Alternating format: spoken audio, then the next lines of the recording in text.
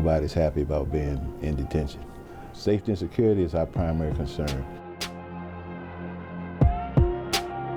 I don't like the term jail when it comes to juveniles. We engage them as residents, and we just ask that they follow the rules of our facility as we work with them. We want to help them build their self-esteem and learn how to communicate and make good decisions, so when they go back into the community, they won't come back into the system. They'll be successful and be able to see possibilities. Control of Part B, you have to take them out and bring them around.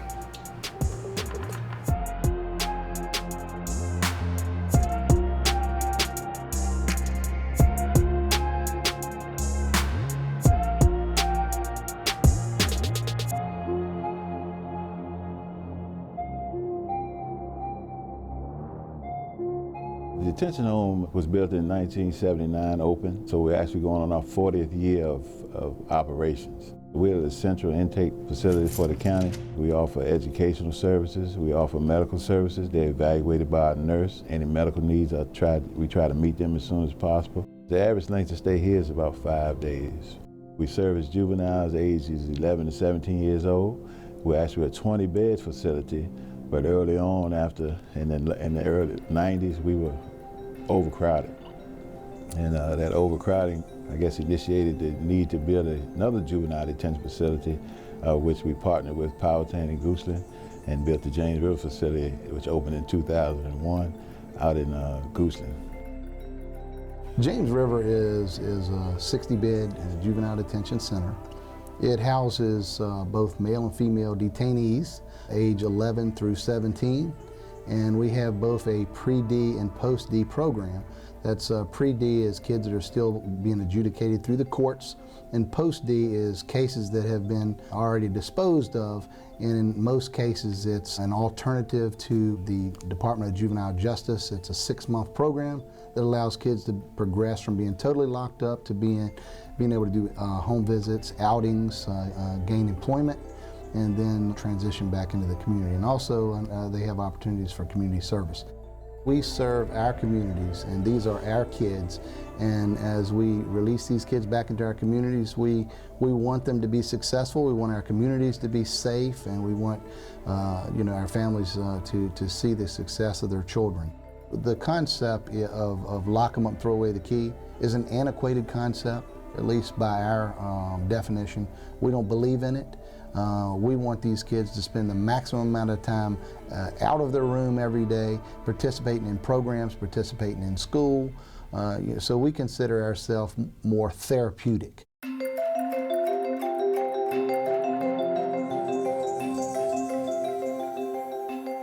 Most folks love science because it's interesting, but what we do is we try to bring some of those interesting things into the classroom. We also work with kids on aquatics program, which is the growing of fish, and we have through that program we've partnered with Fish and Game. We grow them to a point where we can go back out, take the kids back out into the community, or at least those that are eligible, our post-D kids, and release them into our lakes and rivers. So it's an opportunity for them to learn through the greenhouse, but also the community service piece and putting them in touch with the environment and how much it means to us and how important it is for their future, I think is fantastic. This is the James River aquaponics setup where we do aquaculture, which is a combination of growing plants with water and growing fish. The two work together as far as providing nutrients for each other. The fish waste is produced, feeds the plants filter the water to give the fish clean water to keep living in again. My ultimate dream for the kids was to eventually do this on a large scale, not just at the detention center, but out in the world. And several of them thought it'd be a great idea, and they're interested in it now and think of it as a possible future, where they could do this in the community and provide food for the communities. This makes science real. This is stuff they can see and touch. It's not a book where we're learning about a cycle. We see the cycle. You build knowledge by experiencing, learning, and growing. We're trying to give them some hope. Some of these kids, they have family struggles. They have mental health struggles. They have, legal struggles. And I'm trying to show them, I think, our school program, I think our detention program is trying to show them the possibilities beyond detention, beyond these struggles, and how to get there. The kids have their own weather station. It's outside next to our greenhouse, and it's tied into a smart board in the classroom, so to start their day they can pull up the website and see what the weather forecast is with respect to their own weather station. These kids are our future. Whether we like it or not, we need to invest in them, and we need to empower them so that they can go out and achieve, because they're certainly capable of it. We're very proud of the fact that when students arrive at Henrico Detention Home or James River Juvenile Detention Center, that they receive a comparable education similar to the ones that they receive at their home schools. And I supervise teachers at both locations. We have content area teachers certified in all areas, as well as electives in certain areas. We have a PE program here as well, and also the GED program, which we're very proud about. We want these kids to not only achieve the GED or high school diploma if they're eligible while they're here, but we want them to feel the success. So what we do is we have a graduation program, and we hand the kids their certificates, whether it's the GED or high school diploma, and that experience, I think, is one that we want to create enthusiasm. We live the Henrico way. You know, I think we've got highly engaged, talented individuals here. They make decisions at all levels. They're great at customer service, they're great at leadership, accountability. They hold each other accountable as well as the kids accountable. Okay, so on your sheets, I want you to look at number 6. That's the one you're gonna work on right now. The first thing that I'd like to clear up is that these are the same children that are in the public schools, but these children have been caught by the authorities. They have not been found guilty or innocent. We're a holding institution until they've gone through the legal system. We try hard to catch them up through edgenuity. We try to help them with whatever deficiencies they have. So we try hard to involve them, to engage them in the education process, to get them back up to where they need to be, or to just keep them steady until they get back to their schools. We need to keep that ray of hope there for them. You know, they come in, especially if they're here first time, they're very depressed. They can get very angry about it, very conflicted about it. So whatever small steps we can help them achieve a sense of accomplishment, not that we dumb down our lessons at all, but we give it in smaller steps. A good portion of the kids here have IEPs, or individual education plans. And so what we do is we definitely refer to those. There is a different way, there's a new way of thinking, and we can help you see what that may be and how the life skills we teach here, he can then transition, or she can transition out into the real world. And we have faith that they can do that, and we try to let them know that every day. We're meeting their needs at every grade level. They're special ed teachers, and they are trying to get the kids back up to speed, caught up, and any kid that we get that's already up to speed, trying to maintain that while they're here. One of the things you'll discover about me and my staff is being creative. The partnership through the cultural arts allowed us an opportunity to connect with a local artist, Hamilton Glass.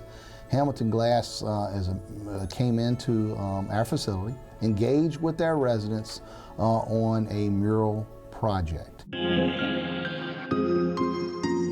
I was contacted by the Glen Allen Cultural Arts Center to do a project here in which involved the kids. They wanted me to do a mural in which the kids were able to design and paint and kind of see through to the end of the project. I thought that it would be really freeing for the students here, and almost like a distraction and something that will kind of push them further, lift up their spirits. So I knew that this project would be a great one for them. I learned that many of them are and want to be creative. Art is one of those things, I think, that doesn't take much effort to get their attention. I think creativity is kind of this unspoken language in which we all appreciate and admire. We do that through different avenues, and we have different interests, but being creative is something that I think is kind of innate to being human. And so I think this project was something that pushed that out of all of them. and you could tell by the end result. The mural represents the path in which a kid comes in here with. And so it starts with kind of that regret and that loneliness and that unwillingness to succeed, if that makes any sense. And then it also goes through the stages of them becoming successful and getting out of here and being inspired by the staff and the other people they interact with here. What I was surprised about was the willingness by the staff and by programs like Juvenile and Cultural Arts and their kind of appreciation for what art does for these kids. And I was really surprised that there were so many of them and that they work with them kind of year round. And there's such a will to do so. It's not easy to be able to gain access to a place like this, and you have to jump through a lot of hoops to do so. And so I think the fact that there are so many is really like a testament to kind of the will to bring those therapeutic art programs here. It tells our story. You know, we get kids that come in with issues with alcohol, with drugs, with family issues, with legal issues, and then we're able to help them build their confidence, help them get them inspired and interested in school and exploring their talents, and work with them on psychoeducational groups. And then our staff are outstanding mentors to our kids, and so then we get to see our kids leave with hope, and a lot of them with GEDs and high school diplomas. And some of them in the past we've actually have enrolled in college as they leave. So I think the fact that it tells our story, and the administration and staff were not actively involved in developing the concept, to me says we must be, that we're doing something that's making a difference in the lives of these kids.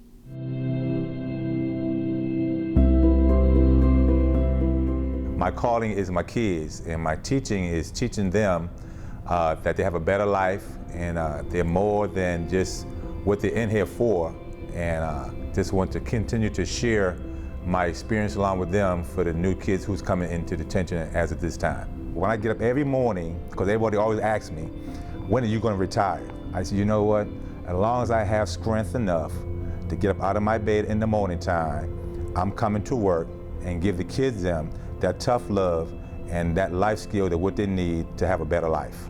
The services overall for kids in detention have expanded tremendously over my career. It's really been a wonderful collaboration with agencies to have the number of programs that we have that are primarily alternatives to secure detention.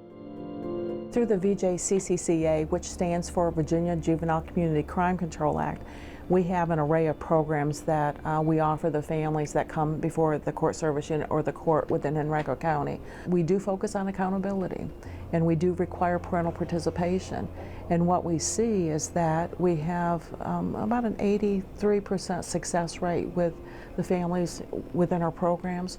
And we just completed that annual evaluation that showed that our goal of reducing these youth continuing to recidivate has been met. And I think that's what makes it exciting with what we do with community programs, is our hope is to have the impact upon the youth and the families. STOP is an alternative weekend program, which stands for Service Opportunities Program. This is a community service program that would allow them to serve time by working it off by doing weekends on a supervised weekend program in the community. The purpose of the detention outreach program is to alleviate overcrowding in secure detention. This program has been around for more than 20 years. It has been a very productive program. When a youth is court ordered to be a participant on our program, they are monitored closely by our staff, and I guess we have a very high rate of success in returning youth back to court so that they can remain trouble-free within the community. We do different groups in empowerment, just trying to get them to see that they control their own destiny, smarter decision making. We talk a little bit about the drug use. They're young, but again, they're exposed to that, so we try to educate them on what not to do. A lot of kids leave here better off than when they walked in our door, and that's been a great thing for myself. Our school program, I think our detention program is trying to show them the possibilities beyond detention, beyond these struggles, and how to get there. We believe in help them, treat them, empower them, and show them the possibilities.